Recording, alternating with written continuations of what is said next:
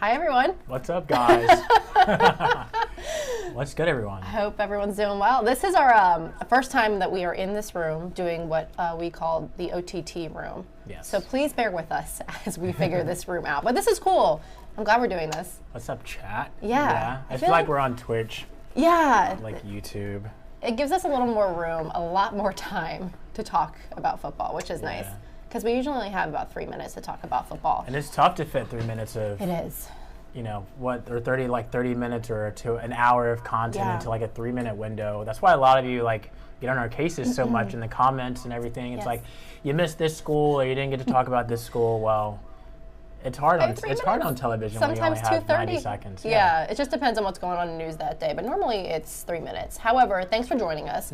I know they wanted to build us a little bit of an audience. Looks like we got 15 of y'all on right now. On Facebook at least. What's up? And it's on WSFA.com, Facebook, and YouTube. And yeah, so we're talking football, and I think how we're going to start this out is... First, you got to give your socials first. Yes, you gotta give true. our socials first. Okay, so I need to put the CG on. Yeah. That one. Like I said, please bear with us. This is brand new to us. And this is what I put up, right? Yeah, go to CG. Okay, did it not go up? And then click that one. This one? Oh, don't double click. Just single click. Yeah. Okay. There it is. There it is. Okay. There. All right. There we go. Yeah, but the socials, Twitter, at Jahmal Kennedy, just like that if you're on Twitter, or X, I guess. It's not Twitter anymore. Or an X, it's yeah. X. And then Rosie Langello on Twitter. And then what's your Facebook? Facebook, Jahmal Kennedy Sports. And then you're what? I'm Rosie Langello on everything. Yeah, so follow us there. And yeah, I think we're going to start this off by talking about some high school football, right? Yeah, week two of the fever fever officially is what we're calling it. Some people are calling it week 1 because there was a week 0 possibly last week, but we had our week 0 like 2 weeks ago, so this is our week 2. Yes. A ton of exciting matchups. Yeah. Of course, our fever game of the week this week is going to be Andalusia hosting Anderson. That's a rematch of last year's 4A quarterfinals.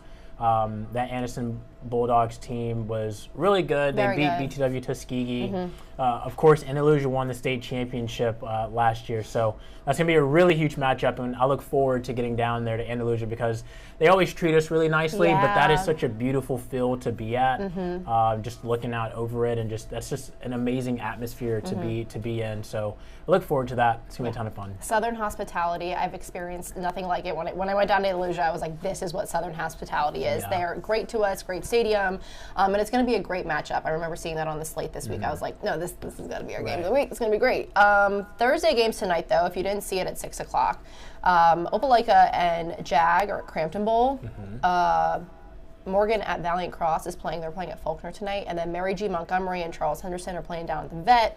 Cool story there. Both head coaches are from Huntington, and they're playing against each other tonight. So that's cool. Wow, yeah. Yeah, and we'll talk about Huntington in the Sportscast, and we'll come back around to that. But some of our other slates, or our whole slate for Friday, I'm just going to go through it. We're going to Wilcox at Macon East. ACA is at Catholic. ACA just starting their season tomorrow. Yeah. Tough pool, first game of the season for Coach Summers. Yeah. Tough schedule. You're going to Georgiana, rivalry down there, Mackenzie. Yeah, that's a big game. Seth is going to Baker at Wetumpka. You follow at Stanhope. We have a new shooter this year. His name's Andy. He did great last week. Opelika Bulldog Andy. He was so pumped to get to shoot last Friday, the Opelika and Thompson game. Yep. So thanks, Andy, for doing that. Great highlights. Yeah. Dothan at Percy Julian. That's at Crampton Bowl tomorrow. Montgomery Academy is at Trinity. And then we're sending another new shooter, Laurel, to Southside Selma at Selma. Huge rivalry over there. Yes. Anderson at Andalusia, Florala at Red Level, and Hillcrest Tuscaloosa at Pike Road. We do get other games from our other stations around Alabama, so if you didn't hear that. Don't worry if you didn't hear your school, it's okay. Yeah, you're fine. Your team is likely on our list of games that we're getting from another station, our sister stations who help us out. Shout out to our sister stations. Thanks, guys, so much for all your help. Huge help. We couldn't do it without you. And we have a really cool segment coming up tomorrow, a new segment from Jahmal, if you want to kind of give people a sneak peek about it. So many of you have been asking, what about the bands? What about the bands? Well, tomorrow it's happening. Our first segment, I like to call them volumes to keep with the music theme. Yeah, that's nice. Volume 1 of Jamming with Jahmal is what we're calling it, is going to air tomorrow. I will not tell you the school that I'm previewing or highlighting, but I look forward to doing this all season long, continuing it as long as the fever is happening, because I think that it's important to highlight our local marching bands, our high school marching bands, because football wouldn't be as energetic, it wouldn't be as fun, it wouldn't be as entertaining without our marching band. So look forward to bringing you all Volume 1 of Jamming with Jahmal tomorrow. So stay tuned. It'll air in our 5 o'clock, my 5 o'clock live hit in Andalusia. I'll preview it and toss to it, and I hope you all enjoy it. And don't worry, your school's coming up next. Yeah, they're a really good band, so you got to tune in. All right, so we're going to move on to college football now, and we cover 7 schools in this sports department. So we're going to go... A lot of teams. A lot of teams. A lot of football. A lot of storylines, a lot of players, a lot of things to remember. So we're going to go down the list of colleges that we cover, starting with the Alabama Crimson Tide. We'll show you some practice video here. Now, we are not allowed at Alabama practices. I think most of you kind of know that by now. So this is the video that they send us each week for us to run on our newscast. But overall, last year, 11-2, 6-2 in conference. Some big storylines this year, and honestly, to start the week off, no depth chart for the Alabama Crimson Tide. First time in 17 seasons. What did you think about that?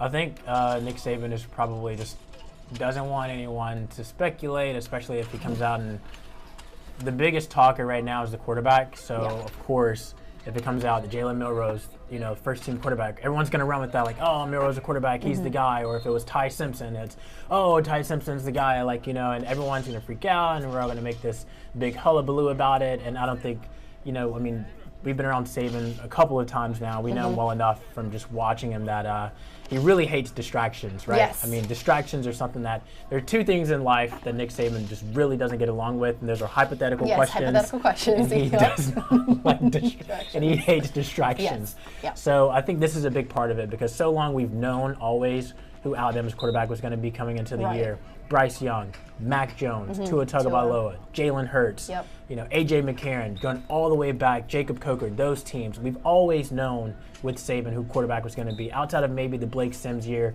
that was maybe the last time I can remember where we didn't really have an idea, but that was so long ago. And here we are about 7 years later, and we're in this same situation again. So there's so much anticipation, and he said that. He said he doesn't want to create distractions. So do I get it? Yes. Was I upset? Of course, right? We all want a depth chart. We all want a depth chart. We like studying the depth chart, and not just us, fans as well.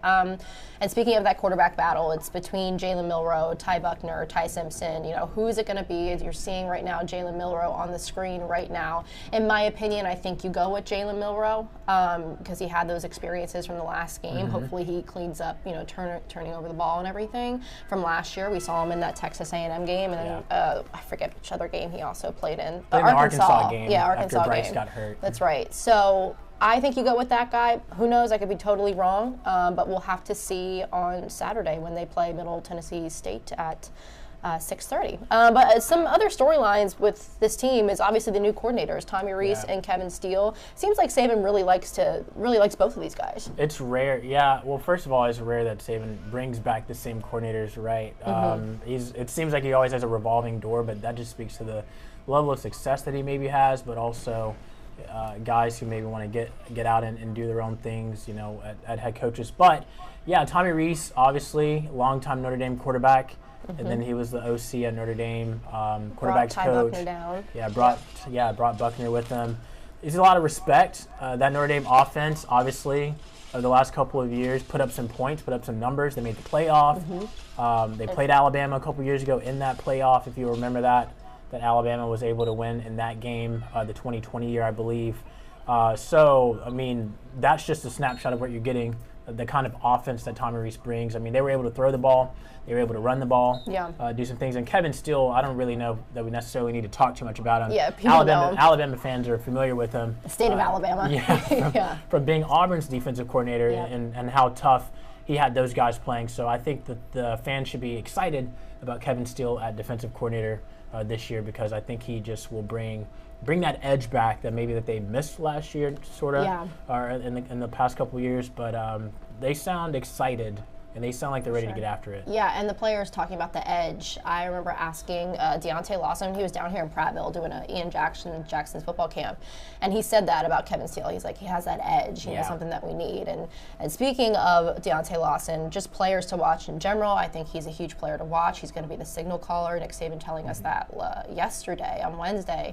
And, you know, said some guys kind of shy away from that, but he's really confident in it. So excited to see what he does, along with Chris Braswell and Dallas Turner. I think Dallas Turner is going to have a really good year as well. You know, I asked Roman Harper about Dallas Turner at SEC Media Days, and he's expecting Roman Harper, of course, former Prattville Lion, great, and played in the NFL, won a Super Bowl with the Saints, and is now with SEC Network. But he had a lot to say about Dallas. He expects big things out of Dallas Turner and that entire linebacker group as a whole. So that just gives you a little bit of insight as to what not only the national media, but also former Alabama players who are still in tune with the program, kind of what their thoughts are on these guys this year. As far as the secondary goes, Kool-Aid McKinstry, excited to see him. The freshman safety, Caleb Downs, so many people have talked about him. He is a ball player, man. He made some plays in the spring game that I was at. He can fly. He is everywhere. Excited to see him so young out there doing his thing. Malachi Moore, Terrion Arnold, Christian Story.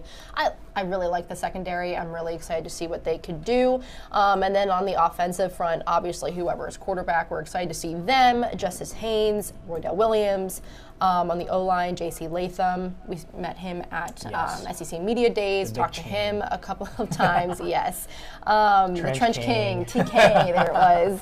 And I think my big question mark for this group might be the wide receivers, which I know has been talked about by a couple of people, but I think someone really needs to separate themselves, as everyone would say, and show who's going to be wide receiver one. So I think my question mark surrounding this Alabama football team is that wide receiver room, especially because we don't know the quarterback yet. So we really don't know what this offense is going to look like, but I would assume they're really going to hit the run game hard, and I'm excited for them to run the rock.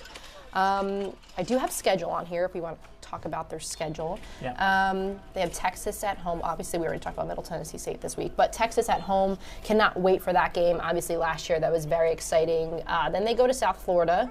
Ole Miss at home, at Mississippi State, at Texas A&M, Arkansas at home. Then it's Tennessee at home. They got a bye, and then they got LSU at home. Those two games will be huge because of what happened last year. Then they're at Kentucky, Chattanooga at home, and then the Iron Bowl is at Auburn. Anything that stands out to you from that schedule? Obviously, the Tennessee-LSU game back-to-back, when you mention it and you talk about it, even the Arkansas game won't be easy. I mean, people, I don't know, everyone has these expectations of Alabama and what they expect of them and how good they want them to be. But honestly, in my honest opinion, if the quarterback position is going to be a shaky position for them, they could struggle. Just because, I mean, it is not a cakewalk in the SEC. And people know that, especially with how good Tennessee is. Right. Especially with how good LSU is now with Brian Kelly at head coach. Arkansas is solid. I mean, sneaky good. Sneaky good. If KJ Jefferson was hurt for that game last year, and he looks to be healthy for that this year. And they played Alabama tough in Tuscaloosa the last time KJ Jefferson was the quarterback. So none of these games are going to be super easy, but that's that LSU Tennessee. I know that there's a bye week in between, but those are going to be games because those are two big games that they lost. Last year, and of course, getting to host those games this year, you have to have those games circled on your calendar. Yeah, of course. Let's just look at the Facebook to see. Let's go to Facebook come back comments. to us and see if there's anyone that has any questions. Are you excited for football season, Kelly? Absolutely. Yes, we are. We wait for this time of year all year. We're the busiest at this time of year, but it's so much fun. It's so much fun. I don't ever sleep. I'm pretty, I'm deprived right now. Let's see, Opelika playing in Crampton Bowl tonight. Yes, we'll be at that game. Cody Ritchie. I'm going right after this. Yes, Johnny Doster says Pike County versus Strawn is a region game. They're honoring the 88-89 state championship teams. Looking forward to seeing us in the future. Yes, we'll get down there, I promise. We were at the Pike County game last week. We'll get some more Pike County games this year. Troy at Kansas State from Johnny Doster as well. He really likes that Troy can win that game next weekend. Oh, yeah, we'll talk about Troy. Yeah, we'll talk about Troy. We're getting there. We're getting there. And Aaron Davis says, y'all are my favorite sports reporters. Aww. Thank you, Aaron. Soon to be Aaron Kennedy. Love that. There we go. Love that. Thanks, Aaron. All right, so Let's move on to Auburn. We just finished up with Alabama. Let's move on to the Auburn Tigers, right? Last year, Brian Harsin, 5-7 overall, 2-6 in conference play. And that was our first year covering Auburn and the team and Brian Harsin and everything. So I'm excited this year that it's a whole new era on the Plains. I'm excited for this team. I'm excited for Hugh Freeze. And I know I keep talking and saying I'm so excited for these things, but I really think there's going to be a huge culture shift and change. And we may see that on Saturday as a whole, but I really think we're going to see that when it comes into SEC play, just in case they get battled down by a SEC school. I think they're going to try and come back. I think they're just going to have more fight in them. Yeah, I mean, Hugh is no stranger to the SEC. Coached here for a long time. He was in the SEC with Ole Miss. And you can just tell, like, a lot of the guys are talking about energy. Energy is different. I spoke with, Highland Holmes' Keldrick Falk over the summer when he was here for Mac Wilson's charity softball event. He talked about, kind of like the energy that Hugh Freeze brings. And Cam Riley, who's been on several teams, Hugh Freeze is now the third coach that he's played under at Auburn, and talking about kind of like the locker room shift and how things just feel different. And that's a positive thing. That's a good thing. Yeah. It says it feels different in a good way. Hugh Freeze is respected. I mean, like, his offenses have always put up numbers. Yeah. So the offenses are expected to be a lot better this year. Auburn's always had a great defense, right? Defense has never been the issue with Auburn. The offense has been shaky a couple of times, but Hugh Freeze is looking to get that on track. Of course, with Peyton Thorne being named the quarterback and everything, but don't rule Robbie Ashford out, right? I know he's got a little bit of an oblique that Hugh Freeze talked about, but the game plan is, when Robbie's healthy, the game plan is to have packages in there for Robbie. So just because Ashford may not be the starter does not mean that Hugh Freeze doesn't have plans for him.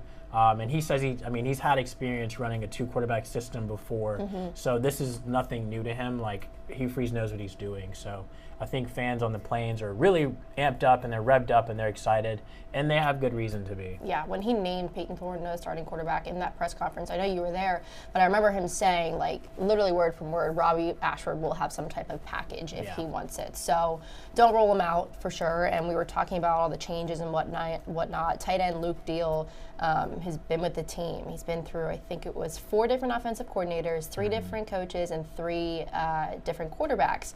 And he was just saying all that chaos has really brought the team closer together, and the chaos is a good thing. So that's why I also think they're going to have a lot more fight this year.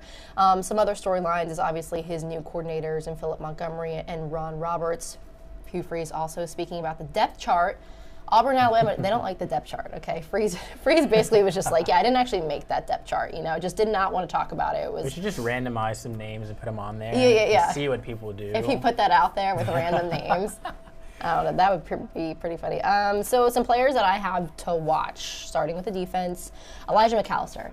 I'm really excited to see what this guy brings to the table. Obviously a transfer from Vanderbilt, a scholar, honestly. Yeah, he's a smart guy. A captain as well. Yeah. Smart guy. Cam Riley, the linebacker. Our guy over at Park Crossing, the former alum, Marcus Harris. Excited to see what he brings to the table. And, of course, Keldrick Falk from Highland Home, the freshman. Had a lot of good things said to me about him just during fall camp throughout the spring. Right. He's going to be great to watch. And be on the lookout for Jalen Simpson this year. Jalen Simpson could have a similar rise to Roger McCreary at that cornerback position. I know Simpson's moving to safety, but he is a ball hawk. He gets after it. Last year he had a couple interceptions. He led the team in pass breakups. He had almost 40 tackles, which is unheard of for a cornerback. That means he's really he's got a nose for the football. He's always where the football is. And just reading his draft stock, he made a lot of improvement from last year. He built a lot of that stock up, and he is a name that a lot of guys are talking about this year for the draft. He is only a junior. He's got another year, but of course, that's never stopped any juniors from coming out before. So Jalen Simpson is a guy to watch in that Auburn secondary. He's been about as solid as it comes. Yeah, I think Keontae Scott you add to that list too, and DJ James. As far as the offense goes, Of course, we're going to see how Peyton Thorne does. Excited to see what he brings from that Big Ten experience. Jarquez Hunter, RB1 for this team. Damari Alston. Really just the running back room in general. Hugh Freeze has spoke very highly of them, and so have other offensive players.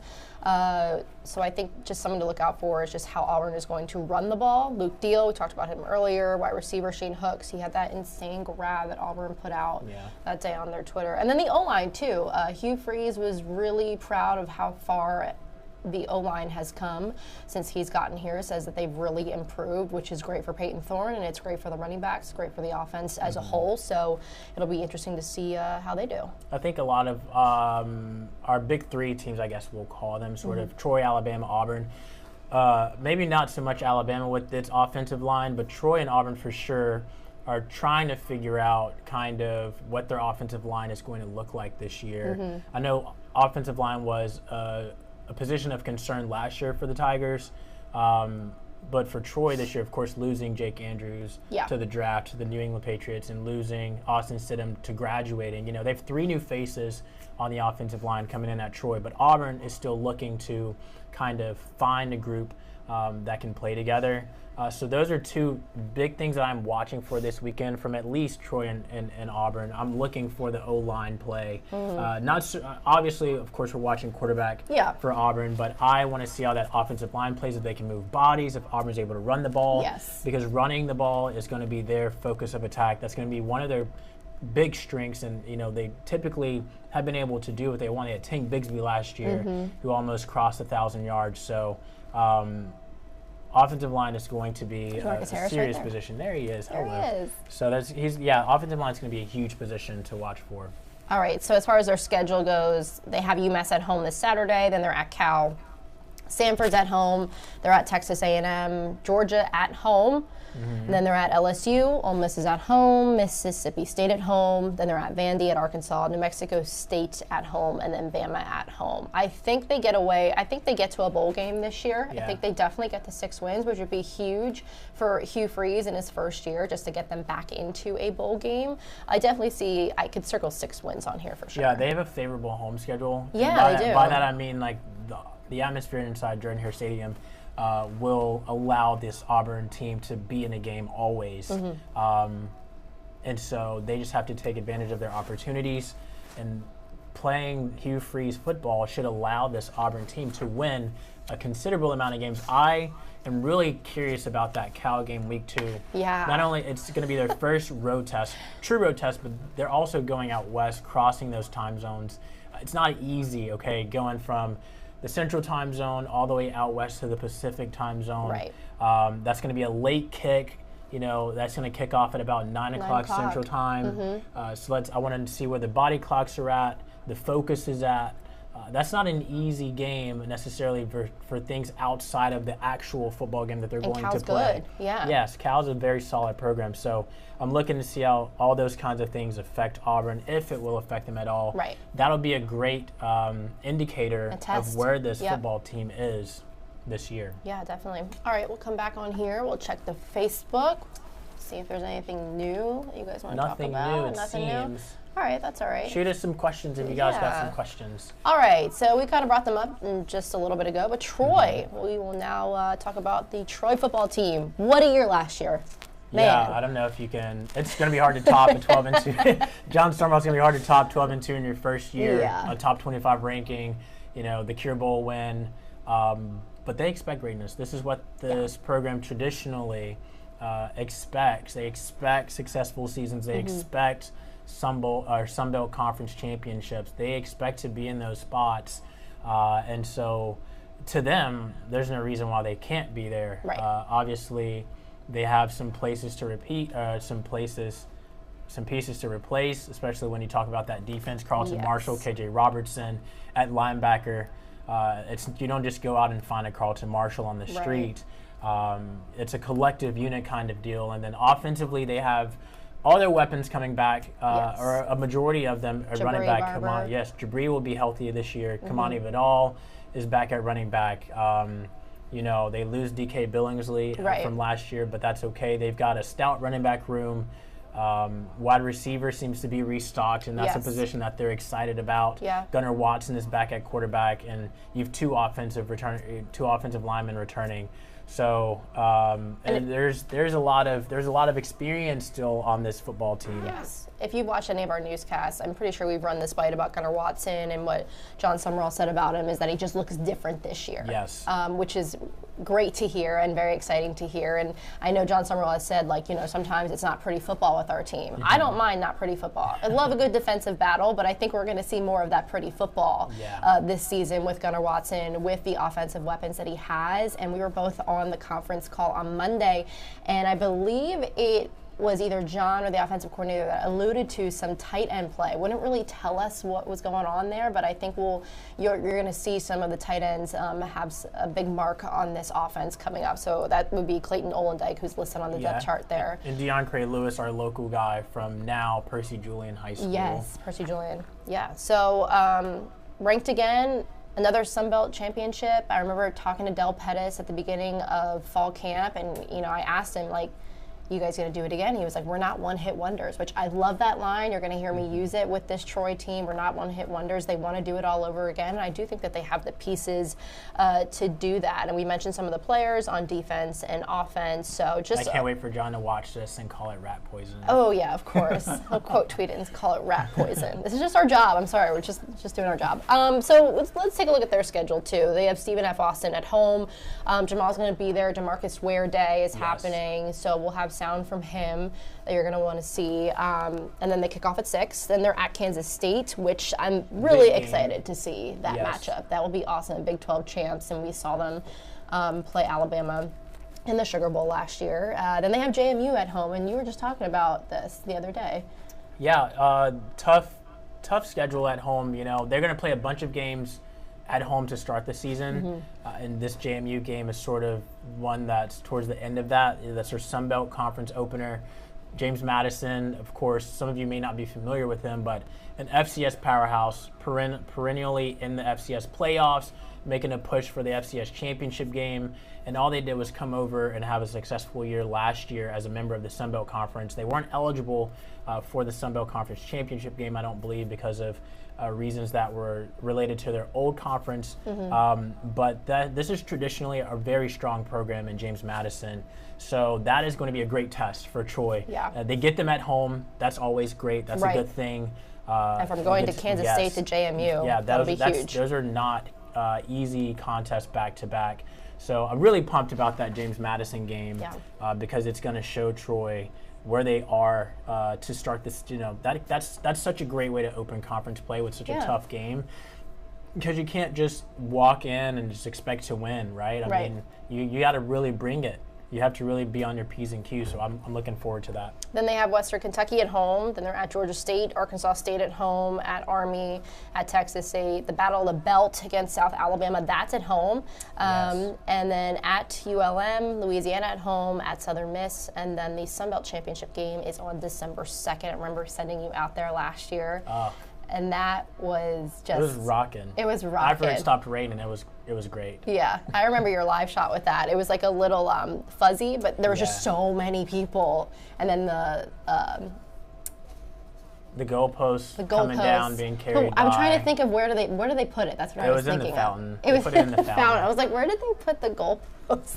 They put it in the fountain, but they've since replaced it. So we're good. They replaced it. Brent was very happy. Brent Jones, the director of athletics, was very happy to replace those goalposts. Yeah. And he said, if they win another championship, the goalposts can come down again. So no big deal. And we do have more of an exclusive interview coming from you and John Summerall that we've been airing in parts. When can we expect the next part of that?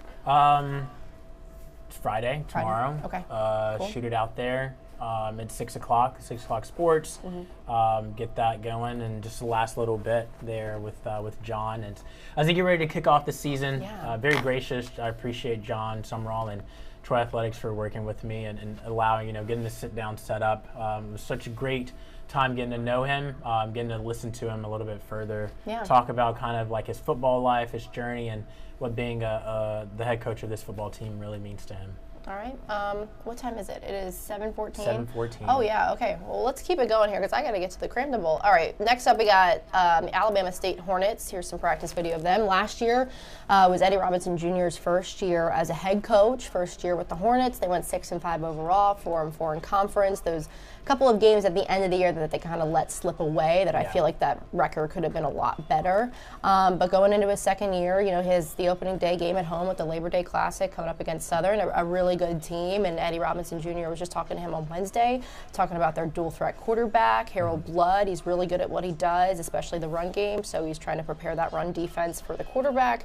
And I think just a huge game last year was winning that Magic City Classic game last year. Big. That First was year, awesome. You know, back at your alma mater and you're the head coach. Yeah. Like, what a moment. It's always a big game. Right. Magic City Classic, Labor Day Classic, two of the big ones on their schedule, and they won. You know, winning the Magic City Classic was huge, That was big for especially in them. the fashion in which they won it. You were Yes, there. yes, I was there. That was insane. Second half comeback. It was good to see, and then the celebration afterwards. Getting back here to Montgomery was not great, but the game was great, and that's all that matters. So there is a quarterback battle happening with the Hornets right now. Demetrius Davis is leading that battle. He started last year, but then they got a transfer down from UAB and Damon Stewart. And I did go out to one of their scrimmages, I guess 2 Saturdays ago now, and both quarterbacks looked good. Both of them really have a different style, and I can definitely see them using Damon if they wanted to maybe use his legs a little more than Demetrius's arm. But Demetrius, he can run. That man is very fast. Yes. Both of them I are very loved fast. Watching, you know, I enjoyed watching Demetrius last year play.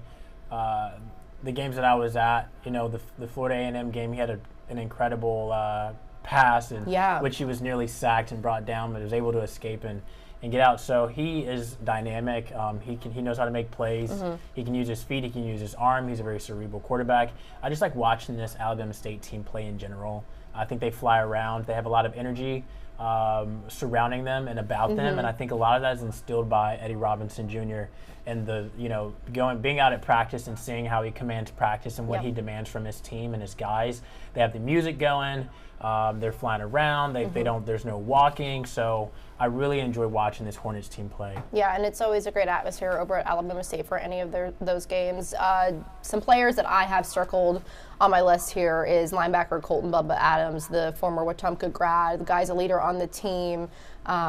He's won a lot of awards. Yes. We would be here all night if I said all of his awards. DeMarcus Cunningham, Adrian Maddox, and then Freshman of the Year, Adrian Maddox, yes, I believe. Huge. And then offense, obviously both quarterbacks, Jawan Howell, the running back, Dylan Creech, and then Isaiah Scott as well are the guys that I have circled. And we were kind of talking about their schedule here. They have Jackson State on the road this year.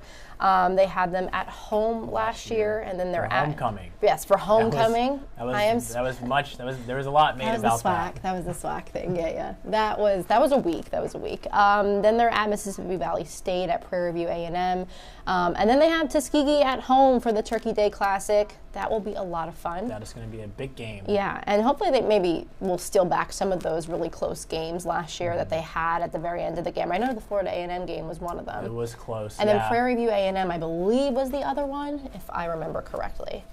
All right, we're coming back to you guys right now, and we are. You want to check those? Really quick, Aaron asked, "Do we have any early Iron Bowl predictions?" It's at Auburn this year. I have no My prediction is that it's going to be wild. Yes, it's my prediction. I'm going to agree with Jahmal. Let me see Iron quarterbacks first. Iron Bowls in Jordan-Hare Stadium are just different. They're just not normal. Oh, I can't wait. That'll be my first one. Thanks, Aaron, for asking us a question. That was nice of you. All right, so now we're moving on to the Tuskegee Golden Tigers. Last year, 8-3 overall, 7-0 in conference. Fell in that SIAC championship game to Benedict, but they have a new head coach this year in Aaron James. He's a former star quarterback from the Tuskegee Tigers, and I just learned that we can actually go watch our archive system. It's online, because at a certain date you can't watch any more video on our archive system, so it actually goes into the Alabama archive. So I'm going to go back and watch some of his stuff, because I can't find it in our system here. I have to go to the online spot, but people talk about him like he was a star. Yeah. He was really good at what he did, and he was the offensive coordinator last year. Reginald Ruffin was the head coach, and then he got the head coaching job. He's got a great story behind him, great coach. went out to a practice this year, and he had a lot of different quarterbacks out there. I want to say there was like 5 or 6 quarterbacks taking snaps, but found out today that Bryson Williams will start, was the guy last year for the Golden Tigers, and they were really good. They lost some guys to the draft. They had a running back go, so they lost him, but they're getting some big pieces back in Ogletree. He's going to be there as well. And they have a good schedule, in my opinion, as well, as far as home and away. They're here on Sunday, Crampton Bowl, for the Boeing Red Tails Classic. It's HBCU Classics weekend, so that starts at 6 o'clock on Sunday, so make sure you catch that. And I think some of the other things that I have circled is that they're away at Miles, and that's just a rivalry in general. Big game. Yeah, and then they're at ASU. So anything you'd like to say about the Tuskegee Golden Tigers? You know, they had the year that they had last year was such a great year, and obviously well-respected head coach now. He was offensive coordinator, kind of like Eddie Robinson Jr. in a way. Yes. A well-respected alum in those regards, and you know, I look forward to seeing what he's able to do. It's a different, you know, you talk a lot to these head coaches who used to be coordinators and kind of what's different about becoming a head coach. And they always talk about kind of like being in control of the entire team. But this guy was a former quarterback, so he was always, you know, used to being in control of the entire team. So I expect, you know, them to pick up right where they left off. I expect Tuskegee to compete for the SIAC championship again. Yeah, I do too. To be right there at the end of the season playing, you know, for a chance to hold up the SIAC, you know, the SIAC trophy. Yeah, I agree. All right, we're going to move on to, let's see here. We got the Huntington Hawks. All right, Mike Turk. Mike Turk's squad. Man, 20 years for Mike Turk. I was just out there yesterday talking to him, and he's accomplished a lot in those 20 years. If you know anything about the Huntington football program, they are a dominant D3 school. Made the playoffs last year. Yep. Lost in the first round. Ran into, at that time, the defending champions. The Texas team.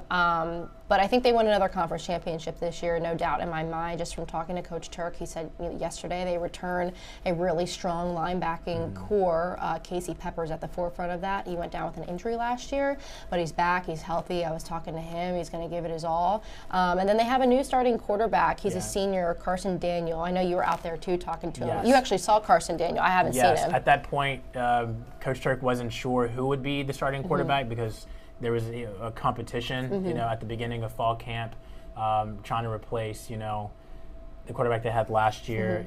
But it's never easy, right, when you're trying to find a new quarterback.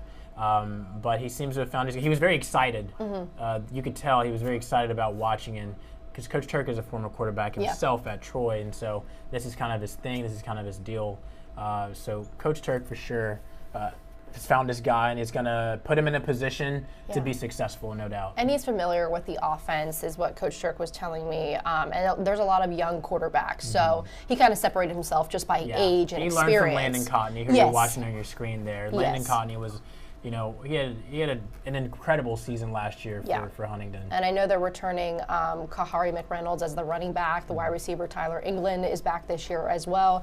Their first game is at Barry Saturday. It's at 5 p.m. They haven't played Barry since 2019, and so that was Casey Pepper's freshman year. He was saying that was a really close game 4 years ago. So he's excited to match up with them again. Big game. The first home game is against Birmingham Southern. For Huntington. That's a huge game. And I believe it's a 6 o'clock kick. So it's usually they're 1 p.m. kicks, but they have them at night. And then right now, I haven't checked on the score because we are currently doing this, but the Faulkner Eagles are playing at Reinhardt University right now.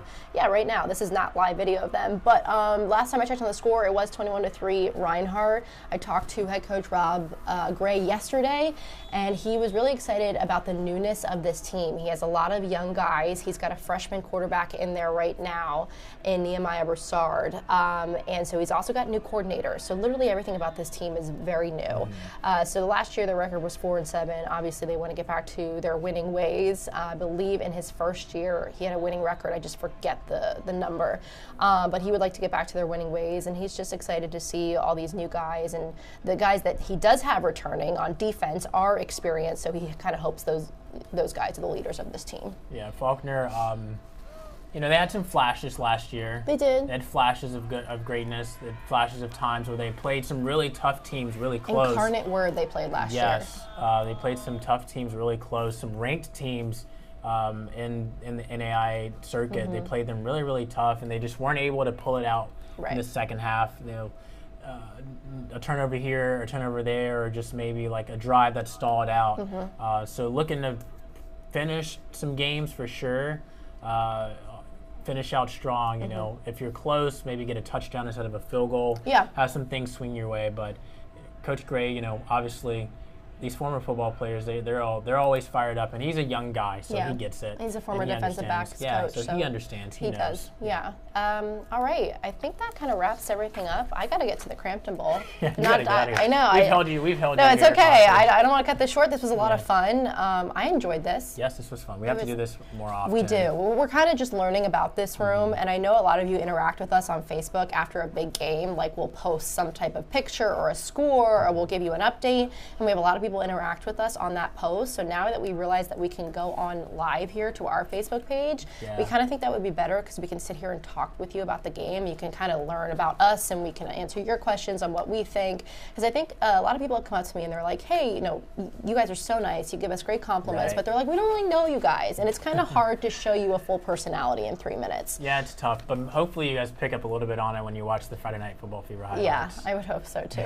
We're a lot of fun on there. Yeah, those are fun. We appreciate all of you. Thank you so much. Everyone who joined, if you're still here from the beginning, thank you so much. Yeah. We appreciate it, everyone. Once again, our socials. Rosie Langello and everything. Yeah, Jahmal Kennedy, as you see it up there on your screen, on Twitter, Jahmal Kennedy Sports on Facebook. Those are our socials. Keep up with us. Our emails, of course, are on the website on our bio page on WSFA.com. And we look forward to seeing you all on the sidelines. If you see us out on the sidelines or in public, you always say hi in public. But say hi, speak to us, come up. Don't be nervous. Don't be shy. And if you got any band recommendations, if you want me to come to your school let them know. For the Jammin' with Jahmal segment, let me know. Tell me in person, and I will fit you all into my schedule. I promise, because this is something that I want to be big. I want it to blow up. I want it to be huge. And I would appreciate everyone's help if possible. Yeah, so let them know, please. Well, thanks for joining us. We appreciate your time. Thanks for listening. And hopefully you will see us doing this again soon. Yes, you will. Okay.